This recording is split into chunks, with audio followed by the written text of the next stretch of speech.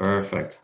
Okay, so I'll get the mic over to Robert, and we'll like the Edge team members are all involved in the discussion. So, but Robert, you want to just kick us off with with a bit of the overview, and then maybe the very first point on your list there.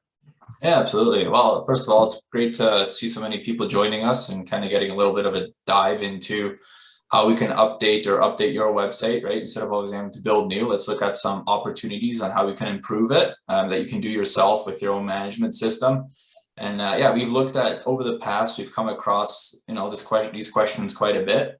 How can we improve our website without, spending a lot of money, right? Or breaking the bank. So we took that information and we came up with 5 points that we believe can really help improve your overall website performance and just how it is presented to your customers as well. So those 5 topic points are, contact information, your call to action, bite-sized content, frequent asked questions, and images and videos. So I'll break those down into more detail and share with you what you can do to improve that on your website. But at any time, like Peter mentioned, feel free to leave a message in the chat, and we'll answer some questions throughout as well. So without any further ado, I'll kind of get started on the first one, which is contact information.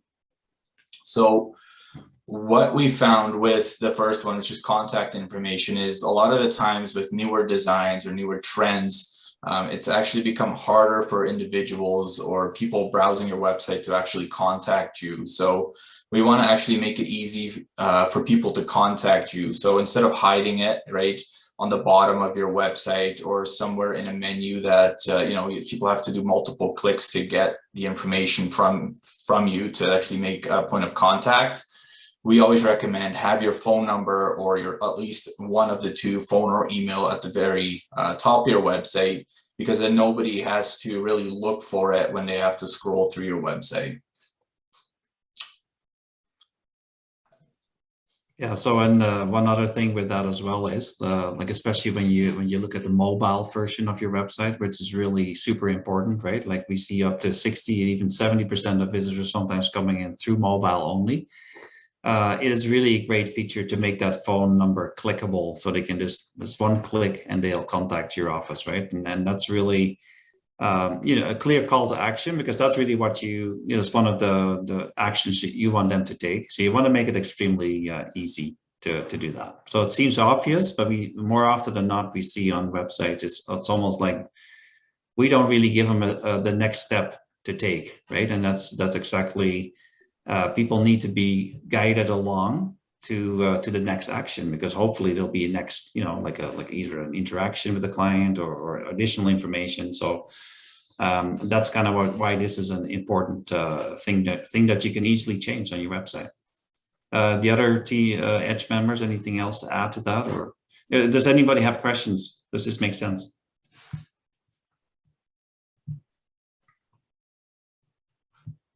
Yeah, so it's kind of Robert and Peter had kind of pointed out, life is pretty much too hard sometimes for your customers. So if you can make this even such a small thing as spreading your contact information as easy as possible for them, they definitely appreciate that, and will kind of make that connection with you as well. They've already made this so easy for me. Their product or service can possibly make my life easy as well.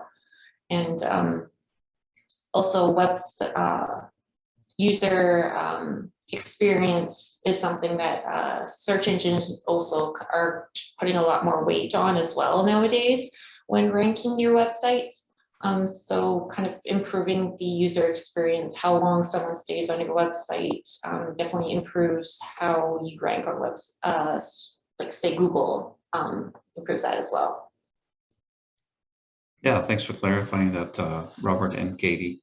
And I think that the clear call to action that we call, it's really important, and first of all, you need to determine of course, what that is, right? So, and that's kind of you want to unpack this a little bit more, Robert? Yeah, absolutely. So yeah, that brings us right into our next point here, which is call to action. So what we mean by call to action is, what do we want somebody to do? A lot of times what we found when we look at websites or even our own, we always improve our own as well, is we're almost scared to ask people to do business with us. We don't want to come across as, too bold or too greedy almost to ask somebody to do something on our website, but that's exactly why they're there, right? They want to have their problem solved by you. So instead of, as you can see the example there, hiding it in a small link, make it really stand out and make that the focal point of why you are sending people to your website. They might, need to learn about what your offering is or what solution you're providing. But then they're hoping, you hold their hand and tell them, okay, the next step you need to take is, click the buy button, right? It's super easy. It's there. It's not hidden in a bunch of text. It's clear for them to understand what the next step is to do business with you. So we want to make that as clear as possible. And that kind of reflects back as to our first point as well, which is, for your phone and email, a lot of times for most businesses, that is the call to action, or that is the next step that we want somebody to take. So we encourage a lot of clients we work with is, don't hide it. Don't be afraid to ask for that sale. Make it very clear, make it stand out and easy for somebody to understand what that next step is within a matter of seconds of landing on your website. Yeah, and also the text you use in the button, you definitely want to make it clear on what action you're wanting them to take. While learn more is definitely a common call to action button that people use, it's often very vague on what they're going to be getting next. So you definitely want to be very clear in the text that you use within the button as well, whether it's contact us or buy now. One common question that we've come across in regards to call to actions in the past is people link them to purchasing something often. So if your business doesn't sell a product, people want to know how they can still feature a call to action. So if you're a service-oriented business, your call to action can be a button to click to request a quote for your services. But a call to action button can also be something as simple as clicking to join or subscribe.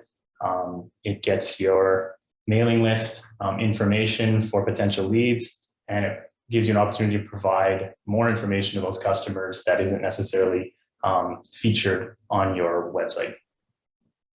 Yeah, no, like that, thanks for bringing that up, Jeff, and that's very true, right? Like people, I don't know about you, but I'm actually fairly hesitant clicking anything on a website because I want to make sure that what I'm doing is the right thing. And that's not different for your visitors, right? Like Jeff said, like if they think, well, I'll click on this and right away I'm buying something, then if it's not clear what they click it on, then you have fewer people that actually try that. So the more clear you can be about what the next step is, the better it is. Absolutely. Yeah. Does anybody have any questions or any comments on that? Like we said, it's very easy, right? You want to make these easy steps to implement and, add value to your website. So if anybody has questions, by all means, fire away or put them in the chat.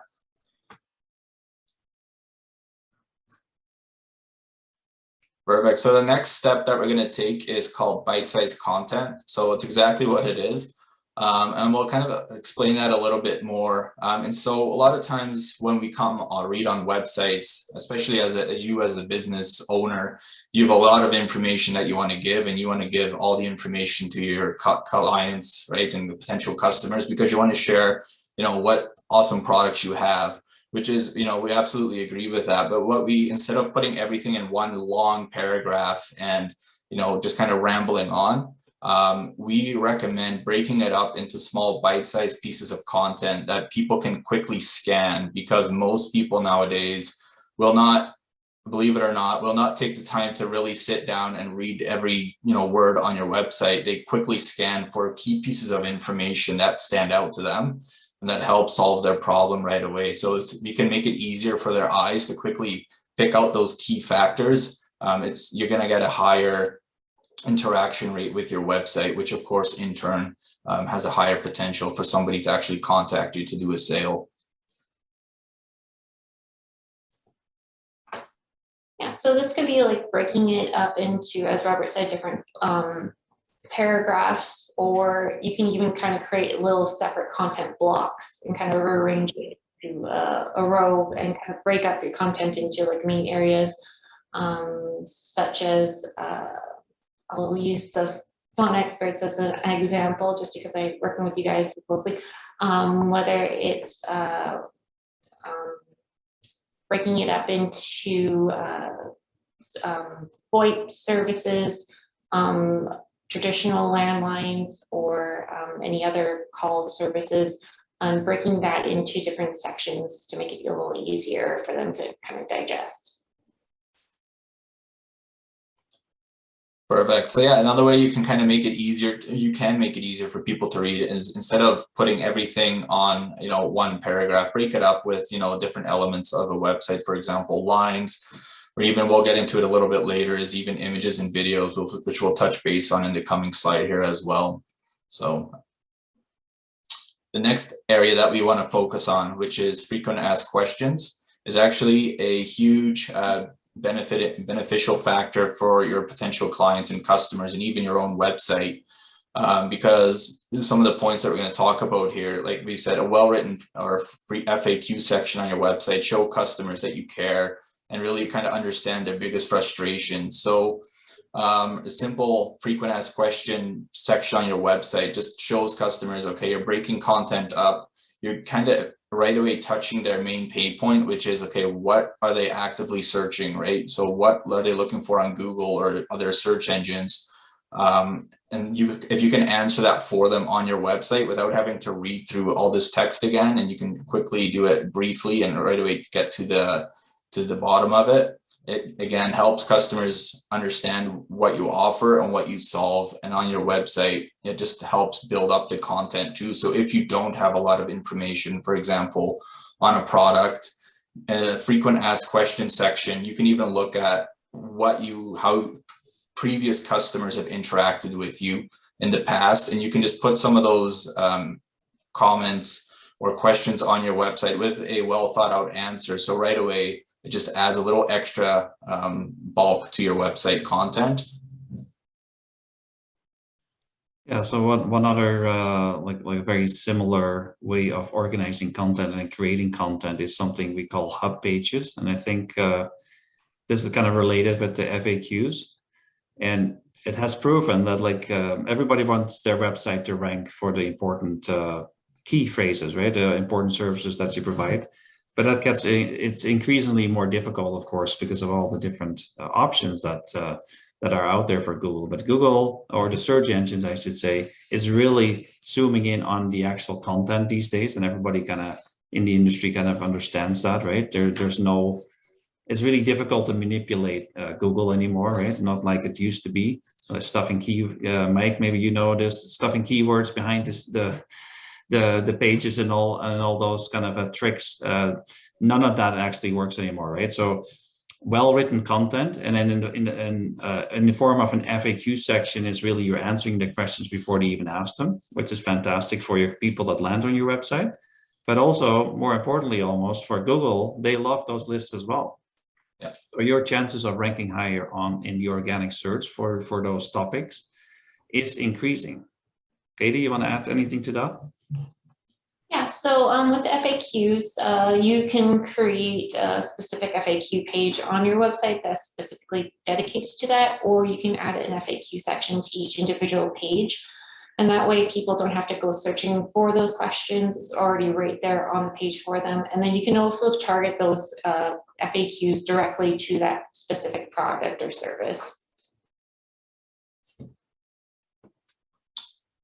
Perfect. Yeah. And one, I guess, piece of bonus material, I guess I could share, if you want to call it that, is if you don't know what, your customers actively search or type in regarding your product or service, one thing you can do is actually just go to Google and type in, your main product or your main service. And actually, if you scroll to the very bottom of the first page, a lot of the times Google will give you recommendations on the bottom of related searches. And that's not by any coincidence. That's not, by coincidence. That's actually because those are other frequent asked questions that people actually type into Google related to that product or service. So you can actually just go right to the bottom and get a great idea of what those, burning questions are for your ideal customers there that you want to target. So you can simply do that yourself in a matter of a couple seconds.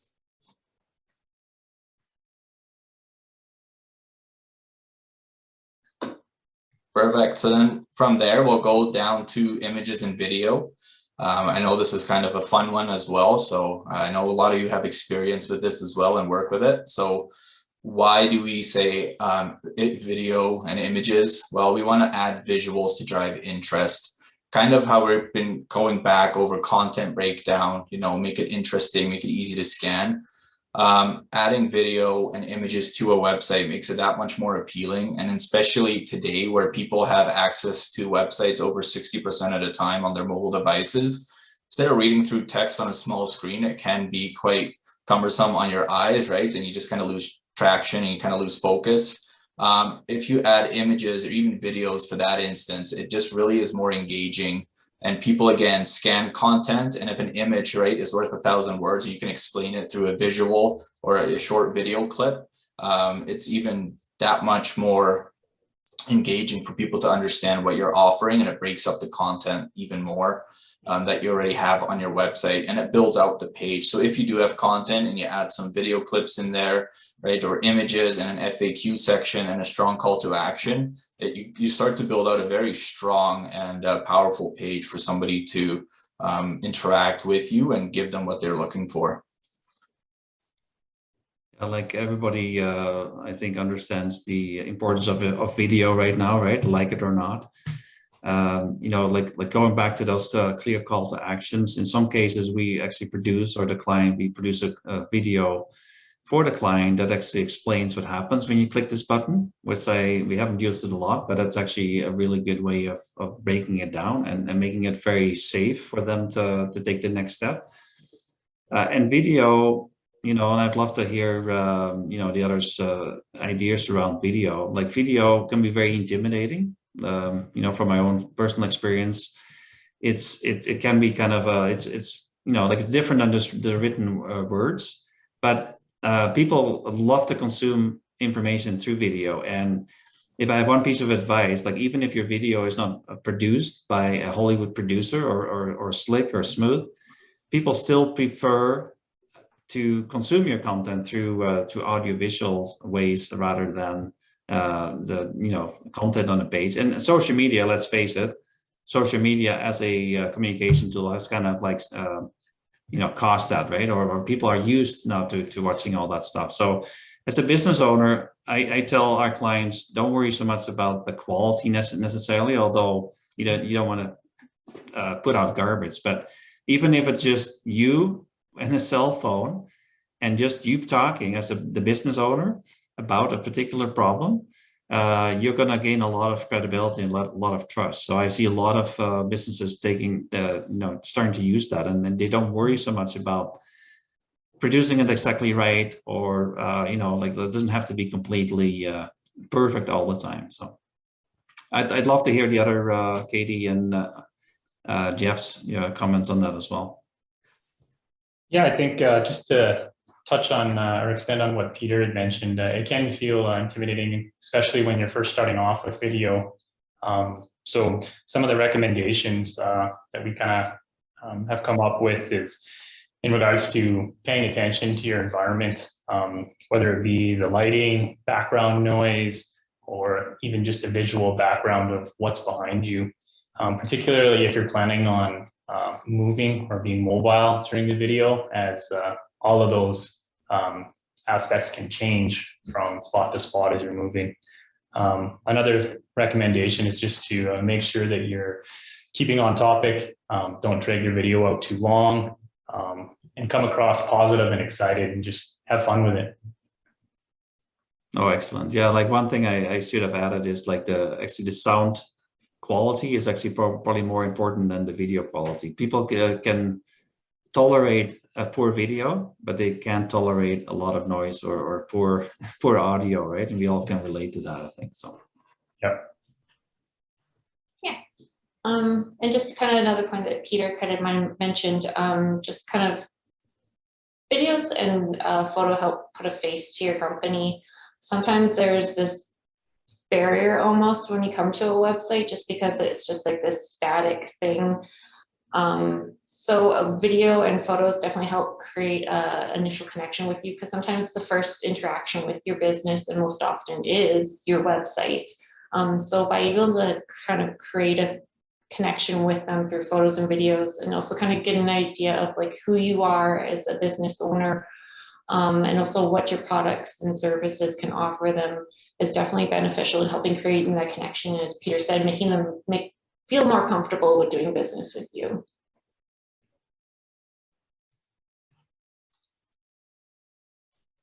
Yeah, exactly. No, that's perfect. So yeah, that was kind of the bulk of the area that we wanted to focus on in this presentation, just very actionable points that you can implement or even maybe potentially even improve upon it if you already have it on your website. And just sometimes it's good to think about it and go back to your website, right? If you've done it maybe a year or 2 years ago, to go back and just see how you can improve it in ways that kind of, keep up to date and make sure that we're making our touch points as convenient for our potential clients to interact with us. So yeah, thanks for providing that information. I'd just like to ask the audience a question, like what are some areas of your website that you would like to improve the most, or that you have kind of questions around how to go about it? Love to hear that. Well, for us, Peter, we're actually trying to make ours more interactive with moving pictures, video, descriptions, just to engage our customers a little more and help them to see our products in action so that they can make an informed decision when they're making a decision to buy. Yeah, excellent. Well, thanks for sharing that, Mike. And that makes sense, right? And that people, especially you're selling farm equipment, correct? Yeah, Ren Mill. So I mean, yeah, like they're expensive pieces of equipment, and the more you can kind of break it down into, like show and tell, so to speak. Yeah, you probably have experienced a lot of more interaction with videos than just with the static page. So good for you. Anybody else? Well, I know for us, because we are a group of companies, what we're trying to do is make it make sense for whoever comes to our website. Right now, it's incredibly confusing kind of where to go. And we've really actually taken a lot of these without intentionally doing so, but the bite-sized information is coming in our revamp. And that's kind of what we're doing, is just trying to organize it in a way that it'll be very user-friendly and make sense to the person who's visiting the website. Excellent, yeah. Well, thanks for clarifying that. I know that makes sense. So anytime you have and your business is very diversified, right? Like your products are kind of related, but also catering to completely different markets. So, and then that's always a challenge to have one corporate website that's kind of like one size fits all. In some cases, some larger companies, especially, they start, building microsites for this particular products.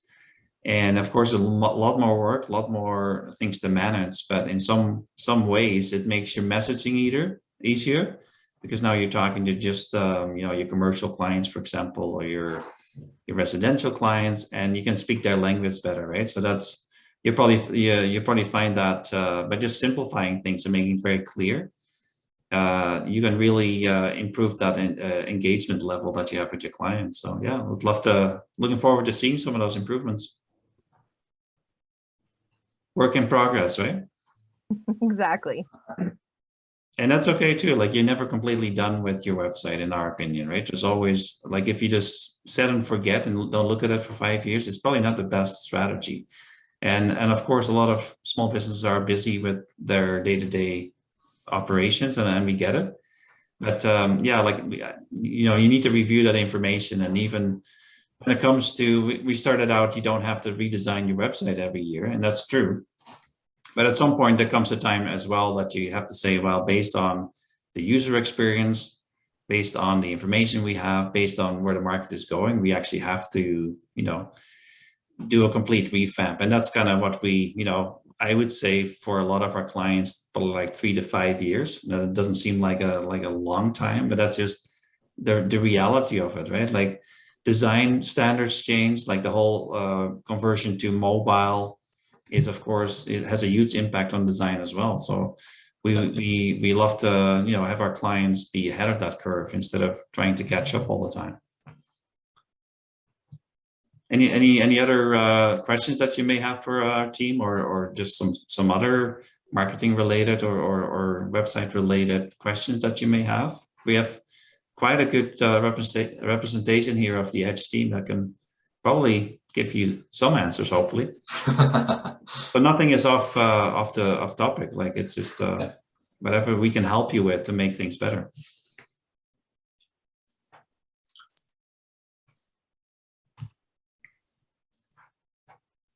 One question we get from time to time, I'll kind of answer here, is, you know, for call to action, not everybody, sometimes you get, well, people aren't ready to buy from me right now, or they want to contact me right now. So instead of having that, you know, very sales oriented call to action, another one that you can work on and implement and highlight just as much is a secondary call to action, which is more of a lead capture system. So it's in sense, you're giving a potential customer some information in return for their contact information to follow up with. And I'm sure you've seen it before, right? Subscribe to a newsletter is probably the most common one. But what it does, instead of them trusting you right away, you're building that slow trust, and that even, you know, positioning yourself as an expert within the industry for them to call back up on you in the future, right? And now that you shared a little bit more information with them, right? They both got a little bit more comfortable with you. Now you can actually follow up with that email or that phone number they provided, or usually it's an email, right? To get that information and ask, hey, what's the next step you want to take? Or here's a little bit more of information about this industry or what we work in, to help position you as the expert in their mind. And it might not be fruition right away, but maybe in, you know, for Edge, sometimes, you know, they reply to our Christmas emails, you know, 6-7 months later, and, you know, start a conversation that way. So it's great to have 2 call to actions on your website, one primary and one secondary, just so if people aren't ready to buy right now, which is, you know, a large majority, they have something else that they can do and you're not sending them away.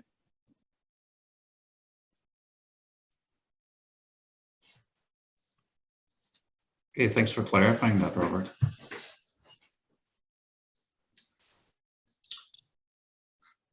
This is where this awkward silence comes in. So I told everybody before the call, like 3 seconds, it seems like a lifetime. It gives people time to collect their thoughts, and actually, you know, this is your opportunity to ask us some of these questions. And yeah, I would just encourage you to take advantage of it. If there's anything else that comes up, you know, after this meeting or at any other time, sometimes I do my best thinking after I go to a meeting, but I'm not sure about you. We can definitely follow up with you as well, and then see how we can help you with any of that website related or marketing related information. We still believe your website is your primary tool when it comes to your digital marketing. Some people argue with me on that. They say, well, we have a Facebook page, so we don't need a website. I don't, you know, for a professional business, that's really not the case at all. Like, I think from our experience, again, like most of the conversions, like, so somebody actually either buying your product or taking that next step, like Robert said, like in the customer journey, it almost always points back to the website. So you need to make sure that you have that in place. Even if you do any of these other outreach tactics, such as paid advertising on Facebook or through Google, your whole content marketing plan, it all kind of is geared towards directing traffic back to the website, where most people, you know, where the actual transaction takes place. And you know, when the transaction takes place, you're actually making money, right? And another nice thing about a website is you own it, right? That you don't have to, yeah, like Facebook doesn't own your website. And that kind of feels good, doesn't it? Because you know, all that some of the other tools, you're building your marketing machine on rented land. You actually don't own any of it, and the landlord changes the rules from time to time, right? So that's makes you very vulnerable in if that's your only source of new leads or new business, and that can work well for a while. But if those rules change, then all of a sudden you're in trouble. So that's a little bit about our philosophy, how the website plays into your foundation as for your overall digital marketing.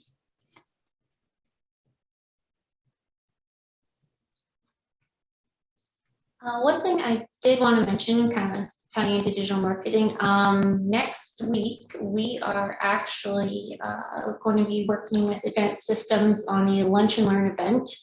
So next Thursday, the 9th, we are going to be at the Baymont Wyndham Hotel next week. And for Lunch and Learn, we'll be providing some information on digital marketing, kind of navigating it in 2022 and what's kind of changed and how you can simplify your marketing strategy with 7 easy steps. So if anyone is interested in attending that event, feel free to send an email to either myself or at the info@edgemarketing.ca, and we'd be happy to send over some more information on that event as well. Yeah, so and the good news with that meeting is there's actually going to be lunch provided. But seriously, like we just want to do more of these events, and we'd love to share what some of our thoughts around your small business marketing, and yeah, like working like just explaining some of those basic concepts without going into too much technical details, because a lot of our clients are not really interested exactly what happens behind the scenes. And that's kind of where an agency like Edge comes in. We do most of the heavy lifting when it comes to those things. But to have an understanding what is possible and to come up with a bit of a marketing plan, that's really at the core of how we look at marketing. Because if you don't have a plan or a strategy for all that, it's really easy to get into what we call random acts of marketing. Just like trying all kinds of different things, and hopefully something sticks, right? And that's generally not the best strategy, and it could cost you. You could waste a lot of money potentially in your advertising by not using the right channels or right tools and all some of those things. So next week we'll be talking about it again, and you're more than welcome to sign up